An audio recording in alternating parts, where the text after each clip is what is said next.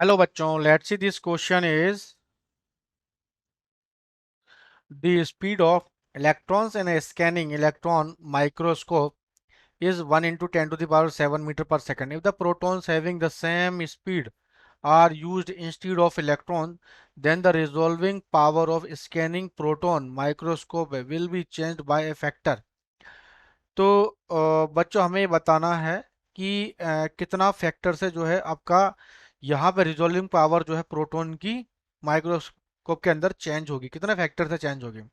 तो बच्चों resolving power जो होता है, resolving power is inversely proportional to the lambda. Clear? ये वेवलेंथ जो होती है उसके इनवर्सली प्रोपोर्शनल है। और बच्चों जो लैम्डा होता है, लैम्डा इज इक्वल टू किसी भी इलेक्ट्रॉन का जब हम वेलोसिटी देखते हैं तो उसमें जो वेवलेंथ है, जो lambda is equal to H upon M V है ना, डी ब्रोगली वेवलेंथ। तो यहाँ पे लैम्डा इज इनवर्सली प्रोपोर्शनल, मतलब इनवर्सली प्रोपोर्शनल टू मास। तो मैं बोल सकता हूँ यहाँ से जो रिजॉल्विंग पावर मास के ऊपर डिपेंड कर रहा है कि किस किस के मास। तो बच्चों एक तो प्रोटॉन का मास है, दूसरा इलेक्ट्रॉन का मास है। तो आपको एक चीज पता है कि जो प्रोटॉन का मास होता है वो इलेक्ट्रॉन के मास का 1837 टाइम्स होता है। ये आपको ध्यान रखना है ना।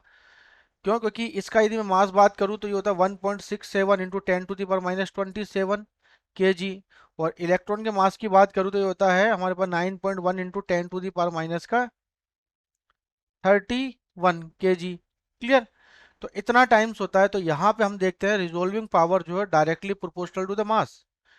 तो resolving power of the scanning proton, तो रिजोल्विंग पावर प्रोटॉन का अपॉन रिजोल्विंग पावर इलेक्ट्रॉन का इज इक्वल टू क्या हो जाएगा, मास ऑफ प्रोटॉन का और मास ऑफ इलेक्ट्रॉन का। तो मास ऑफ प्रोटॉन कितना हो जाएगा, तो M E into 1837 divide by M E. Mass of electron cancel out. तो resolving power of proton is equal to जाएगा 1837 times of resolving power of electron. Clear?